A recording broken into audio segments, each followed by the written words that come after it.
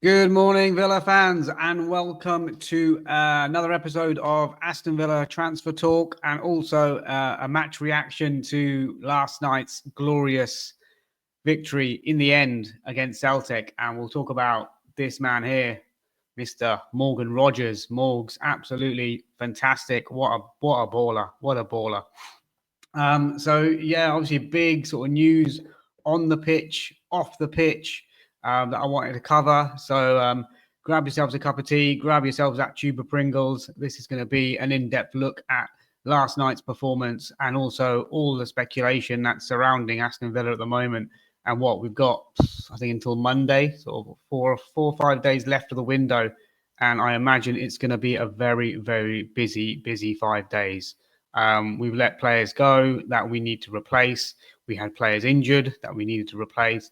And now, obviously, all the talks around the strikers and Jhon Duran imminent move to Saudi, which we'll come on to.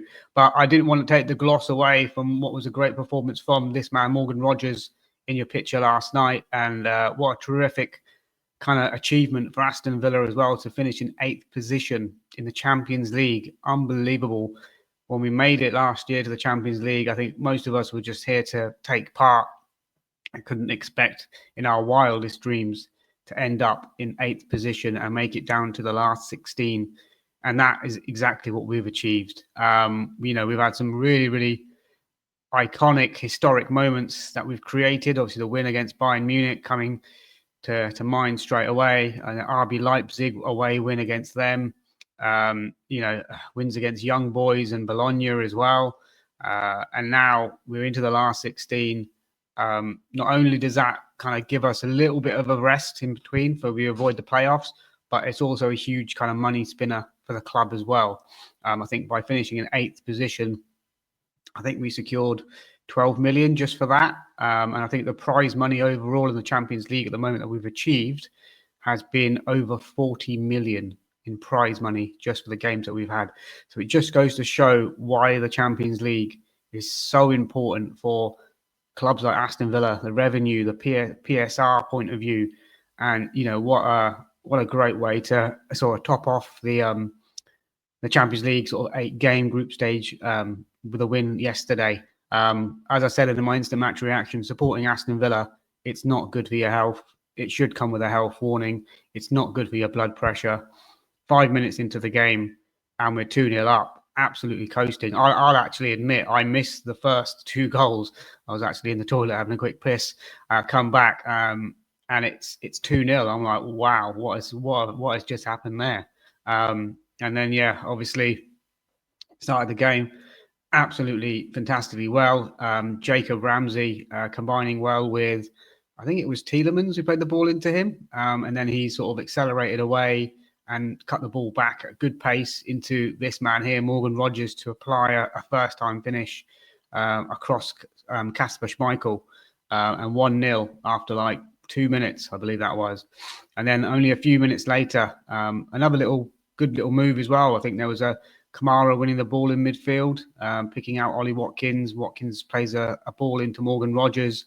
Rogers has still got a lot of work to do, but lets the shot go early. Takes a little deflection, I think, and sort of dips into that top corner. But whatever, you'll take it and you're 2-0 up. And then just going back a little bit in terms of the lineup-wise, obviously the big question mark was around sort of centre-back and Tyrone Mings. Would he be available? And if he's not available, and does Luca Digne come in? Does Bogard come in? Does Swinkles come in? Do we drop Kamara back into centre-back? And it was the latter that happened, really. I mean, even when the game kicked off, I wasn't sure whether it would be Bogard or Kamara playing as the centre-back, but it was evident from the kickoff that it was going to be Boubacar Kamara who played at centre-back. He has played there before, sort of early on in his career, I think at Marseille, before we bought him, before he was sort of moved into midfield. So he knows kind of how to play that position. And I just think, he is another tremendous footballer that we've got on our hands. Got to tie him down to a new contract. He's absolutely pivotal to the way that we play, and absolutely fantastic that he slotted in, hopefully just for the one game at centre-back, and we can see him back in midfield. But I thought he was good. And then Bogard played as that CDM as well. Cash and Digne as the fullbacks. So yeah, Tielemans, Bogard, and then ahead of that, Ramsey, Rogers, Bailey, all supporting Ollie Watkins up in attack. So strong lineup on that respect. Obviously, Mings didn't make the bench either, and the bench did look young as well, is what I would say. We did have a few 17-year-olds on there, including Caden Young. I think Travis Patterson was on there as well. I don't think we named the full it's 9 subs you can name. I don't think we named the full 9. And we had 2 goalkeepers on there as well. So it just goes to show to you how stretched we are at the moment in terms of injuries. And there was Jhon Duran on that bench as well. And I'll come on to Monsieur Jhon Duran in a second as well. But yeah, taking nothing away from the performance. So 2-0 up after 5 minutes and coasting. Could have went further ahead as well. I mean, we really had Celtic kind of on the ropes. I think Jacob Ramsey ends up hitting the post. It sort of spins up and Schmeichel catches it. That could have been an easy goal. Ollie Watkins, again, great move from Villa, breaking away. Ball finds, I think it's sort of Ramsey into Bailey, then Bailey lays it off into Watkins. Watkins tries almost like a little dink kind of finish. I think maybe he was expecting Schmeichel to go to ground. It goes past the goalkeeper, but he's obviously not put enough on it, and the centre-back can clear it. But that was probably one of the first real clear-cut opportunities that Ollie Watkins in this game missed. I think I counted 6 chances that, you know, he could have buried all of them, really. That includes a penalty as well. But I think I said in my instant-match reaction that he's not kind of clinical enough. Obviously, we've had this rumoured bid coming in from Arsenal as well. I personally want to keep Ollie Watkins. I think he's good for what we need and what we do. I think he would struggle to make the step up into a top side like Arsenal and play at sort of that sort of level. I just don't think he's got the consistency in him. I think he needs too many chances to convert, and I think he'll end up frustrating a lot of, you know, those sorts of fans. But I think for Villa, he's good. He's our player, and I can't see us letting him go. But yeah, Celtic pulling it back out of nowhere, really. I mean, we were masters of our own downfall as well in that first half. We gave the ball away, trying to play out from the back in stupid positions. And had they had some quality strikers, they could have scored before they actually did. I think we invited them on a little bit. We gave them that encouragement. And then when they got that one goal from Adam Adar, I think John McGinn has just come on the pitch at this point as well, quite fresh into the game. Matty Cash picking up that injury. And then we changed it around. So Bogard went to right back, which I'm never a fan of. I thought Bogard was doing well as a CDM. Then John McGinn comes in, and he took about 10 or 15 minutes to warm into the game, really. But in that time, they put a cross into the box. McGinn's trying to cut it out. I think Kamara would have got there easily. And it's fallen to Adam Adar, who's reacted nicely and stuck out a leg and pulled it back to 2-1. And then minutes later, you know, they get another move on the sort of the right-hand side. A nice little back heel, I think it was. That set one of their sort of wingers free.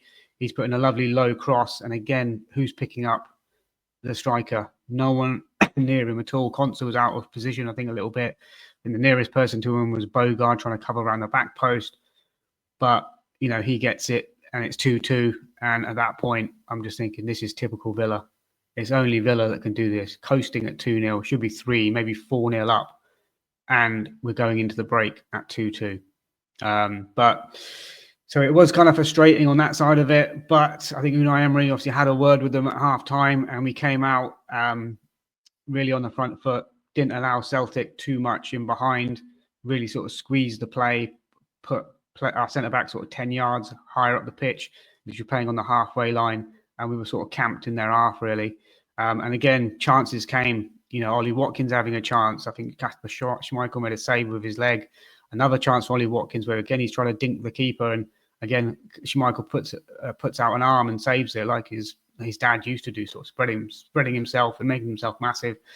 And then we get a penalty. Again, Ollie Watkins winning the penalty. I think Trusty just bundled him to the floor. I thought John McGinn was going to take it because he had the ball in his hand for a long time. And then he passed it over to Ollie Watkins. Maybe Morgan Rogers was there. Maybe he could have got his hat-trick a bit earlier. But Ollie Watkins stepped up and Yeah, I think he said already that he's going to have the groundsman sacked for that, overwatering the pitch. And he does. I think David Beckham did something similar a good few years ago where he sort of slipped and skied the penalty. But we really just needed him to convert that. I mean, obviously, I know it's a mistake, it's a trip. It's, it can happen to anyone, but it would have just given us that kind of cushion that we so badly needed. But yeah, having said that, we did score just before that as well. Ollie Watkins as well, great move by the way. So it was from defence into sort of this man Morgan Rogers, who kind of holds off a couple of Celtic challenges, plays the ball into John McGinn in the centre circle. McGinn tries to accelerate away, hasn't got quite the legs like he has in previous years to get away, but checks back and then plays a lovely reverse pass into Jacob Ramsey, who's in acres of space. I'm not sure who's picking him up, but it's a 2v1 situation there. Ramsey could have went alone, but he squares the ball to Ollie Watkins, who has the simple chance. And I say the simple chance, but he did miss quite a few easy chances as well. And he basically side foots it past Kasper Schmeichel to make it 3-2. But yeah, we could have scored, 6, maybe 7 goals in this game. The amount of chances that we did miss was quite staggering, really. And then, yeah, we had to wait literally until the last few moments. I mean, after that, we had a few sort of chances here and there, but nothing again sort of clear cut. And, there was always that danger of Celtic just having one break, one corner, one set piece. So 3-2 going into the last few minutes. And then I think Celtic have a throw in, trying to play it back, and credit to Ollie Watkins for this one, putting the pressure on, putting the work rate in, closing him down, nicking the ball.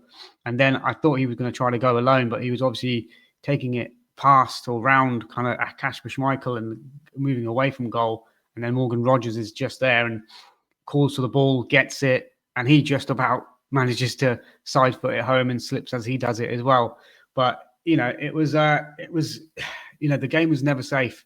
Even though we dominated that second half and we were much better, we saw in that first half, you gave Celtic just a little bit of encouragement and it could have resulted in, Celtic scoring a goal. So, yeah, glad to get the win. And obviously then we had to hold on and sort of listen to the Barcelona and Atalanta game as well, and hope that Atalanta didn't get a last minute kind of winner, because that was 2-2 and that was going into like 98 minutes. So a few minutes, at least sort of 3 or 4 minutes over by the time our game had finished. So it was literally just hanging on and just waiting and waiting. But finally managed to secure that 8th position. Absolutely buzzing with that. As I said, from a financial point of view, that puts an extra, I think it's just 12 million in the bank balance, which I'm sure is going to please everyone. And just overall, the prize money from the competition has been in excess of 40 million at the moment. So, yeah, absolutely buzzing to get the win there. And I think, what was a telling point was having Jhon Duran on the bench for this, and to see him not come on the pitch, you just knew then that he's off. And I think Unai Emery has pretty much confirmed it in his post-match that, there are offers that are coming in and everything's being considered, but he didn't want to sort of confirm anything until everything is done. So we've seen with Loic Bade, we've come really close, and then all of a sudden it's collapsed. It could happen here with Jhon Duran. So we need to make sure that, everything is sealed before announcements are made. But on Jhon Duran, I would be sad to see him go. He's a young player, 21-year-old, huge potential. We bought him at 18 or 19 for 18 million from Chicago Fire. So it would represent a huge profit in 2 years, the 18 million. And then the fee has been talked about between sort of 65 to 75 million or euros or things like that. So we're looking at a good sort of, 50 million pound plus profit on Jhon Duran if this does happen. Obviously, he'll be going to Saudi, which is, quite a poor level league. He is 21. A lot of people have questioned the motives about it. It's obviously purely financial. Let's be honest. You know what I mean? I think when he signed for Villa, he was on a good wage. I think about sort of 50,000 a week. He signed a new contract, which took him to 120 grand a week, I think recently. and the money that's been talked about in Saudi is close to 300,000 a week. Can you imagine that as a 21-year-old? So, from a football point of view, I'm disappointed. I think he's not going to improve there. I think at 21, he would be better off going into a better league and improving his game, because he's not the finished article. Let's be honest, he is very much still an instinctive impact player. And now he's going to be leading the line with Cristiano Ronaldo at Al Nassr by the looks of it. But I just think playing with against substandard defenders is not going to improve his game. I get the feeling that he'll go to Saudi, stay out there for 3-4 years, maybe come back to Europe at sort of mid-20s. But what you'll see is pretty much the same Jhon Duran as you see now. That sort of raw diamond sort of player that hasn't really sort of kicked on, I don't think. Because I can't see the Saudi league bringing the best or improving his game. So let's see. I wish him well. Wish him. He's a young man from Colombia. I'm not sure about his upbringing and things like that. But if somebody's throwing sort of close to 300 grand a week in your face, it's hard to turn down, even if it is going to Saudi and you're playing in sort of half-empty stadiums. Because that's what a lot of the sort of Saudi league is like. They don't really sell out the games. It's not the same sort of level or intensity as the Premier League or La Liga. But hey, John, good luck to you, mate. If you do go out there, you'll forever be, welcome back at Villa. You'll always have a place in our hearts for that Bayern Munich goal for sure, and some of the goals that you scored for us. But yeah, I just feel as though from a football point of view, it's not the best move for him. But I'd rather sell him to Saudi than sell him to someone like West Ham or Chelsea. So let's see. And maybe in a few years' time, let's see how he gets on. But but it does represent good business sense for Villa. And I'm sure that this is a model that we're going to continue with. It's going to be hard to go out and replace Jhon Duran with a player who's happy to play second fiddle to Ollie Watkins or play in a rotation. So we're not going to go out there and all of a sudden spend all of this money on a top-notch striker. It needs to be someone that is happy to come in and rotate. It wouldn't surprise me if we went down the same sort of channels again. If Monchi loads up the database, has a look at strikers that we were looking at with the same sort of profile as Jhon Duran 2 years ago, where are they now? Who else is coming through? And if we do sign sort of up-and-coming 19, 20-year-old with huge upside potential who's happy to play from the bench, learn a little bit like Duran did, and then rinse and repeat kind of this model in 2 years' time, build them up, and maybe sort of, if we can't keep hold of them, like we probably can't in this situation with obviously Ollie Watkins and Duran, then yeah, we look to sell them on. But if we did bring in someone like that in 2 years' time, Ollie Watkins would be 31, pushing 32. You would imagine that this new player that comes through would be the one that would continue. But let's see. It'll be interesting to see who comes in. And by God, we need someone to come in.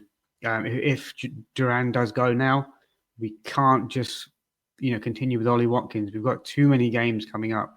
Champions League is going to get a lot more competitive. And if we do want to progress to the next round, I mean, we've got potential here of Atalanta, Borussia Dortmund, Sporting Lisbon, or Club Brugge in the last 16. I mean, that is quite favourable, really, if you look at it. I saw today that if Tyrone Mings didn't handball against Club Brugge and we ended up winning that game, we would have had either Man City, Celtic, Bayern Munich, or Real Madrid. So thank you very much, Ty, for handballing it and making us lose a game against Bruges, because that could, and I say could, make our passage from the last 16 a little bit more easier. So yeah, it'll be interesting to see who we get in that sort of last 16 as well. But yeah, I don't want to make this a Jhon Duran podcast, but we've also had sort of Emi Buendia leave the club recently, sign an extension and then go out on loan to Bayer Leverkusen. I think that's purely so we can get some money at the end of the loan and get a transfer fee for him. But I pretty much think that's it for Emi Buendia at Aston Villa. Wish him luck at Bayer Leverkusen. Obviously, he's been here for a few years now, and his injury that he had is, really sort of, scuppered his career at Aston Villa. But he looked bright against Monaco. I thought he was man of the match there. And, I've got nothing but good thoughts and good memories of Emi Buendia, and I wish him luck at Bayer Leverkusen. I'll keep a close eye on him. But he's left the club in the last day or two. Joe Gauchi's gone out this morning to Barnsley. Louis Barry's gone out to Hull. Nedeljkovic, I'm sure, will be leaving the club in the next sort of 24 hours on loan. Maybe in Swinkles, maybe Bogard as well, but maybe because of Bogard's flexibility, we might keep hold of him. We now can register Daniel Marlon, Andres Garcia for these last 16 Champions League games. So that's a plus, and Daniel Marlon can play as a striker if needed. But I really, really do see us going into the transfer market and looking at this. So João Felix's name won't go away, and I can see him being the replacement for Emi Buendia, not a replacement for Jhon Duran. And I don't see Felix playing as a striker, as a false nine. I just don't think that's the way that we play, because we like to get the ball forward to a striker who can either run channels, hold the ball up, like Ollie Watkins did really well yesterday against Celtic. That was against Celtic. So I don't see us going for this false nine or going for a João Felix as a striker option. I very much see him being as a number 10 option, giving us some bodies in there and being Emi Buendia's replacement, basically. Maybe putting pressure on people like Leon Bailey. And obviously Jacob Ramsey still coming back from his injury, but looking better and better in each game. So that's that one. Axel Disasi, I very much expect that deal to be done as well. It looks like the Disasi one will be a loan, because we can only loan one player from one team. And then the João Felix one will be a permanent deal, which I'm sure we're going to use some of this Jhon Duran money on. And then I think we will bring in a striker. I think obviously we do need to bring in a centre-back who's probably going to be Disasi, maybe one other as well, let's see. But striker-wise, it's going to be difficult to buy someone who's happy to sit on the bench. So I think we'll probably look at someone that can play as a 9, but also can maybe drop in as a 10 as well, and have that player having more minutes in both kind of positions. And the name that leaps off the page to me is Matheus Cunha from Wolverhampton Wanderers. He has played as a 9, as the main focal point for them, but he's also really adept at sort of just dropping into the pocket and playing the game with the players in front of him as well, and linking play. So he's the player that sort of jumps off the page for me, that can probably fulfill a number 9 and a number 10 position that potentially is available. I think Nottingham Forest are making inquiries. But I think if Jhon Duran goes, then I think Matheus Cunha could be that player. So in the next 48, 72, whatever hours it is of the window, I would expect us to go out and get Cunha, get João Felix, get Disasi, those 3 as incomings, and maybe 1 or 2 more perhaps. But I expect us to be really, really busy. And let's see what the next sort of 24 hours kind of bring. But it will be very interesting. And I think the shape of the team will change. I don't see Ollie Watkins leaving in this window, especially. It's not going to happen. I think he's just too important to us, and it would be too much of a change if we sold both strikers. I just don't see that happening at all. But yeah, guys, let me know your thoughts. Celtic game, absolutely tremendous, and 8th position in the Champions League. Oh my goodness, this is unbelievable what we're achieving at the moment. And then transfer-wise, it's going to be so busy. It's going to be so busy. We're going to have incomings. We're going to have some more outgoings as well. But I'll be just excited to see what our team looks like come Tuesday when the window is shut. Who is coming? Who have we signed? Because I guarantee there will be sort of 3 or 4 new faces that we are presenting. But as soon as they announce, guys, whether they're incomings or outgoings, I'll jump back on. And until the next episode, do sort of like and subscribe to the video. We are getting some excellent viewers now on these videos. I think the last sort of 3 or 4 videos have had like nearly 5,000 views. So really, really pleased with that. Continue to support the channel. And as soon as I hear any nuggets of information that I think is going to be interesting, any incoming murmurings, I will jump straight back on. But until the next episode, guys, I'm off to have a lemsip and speak to you all again soon. Bye for now.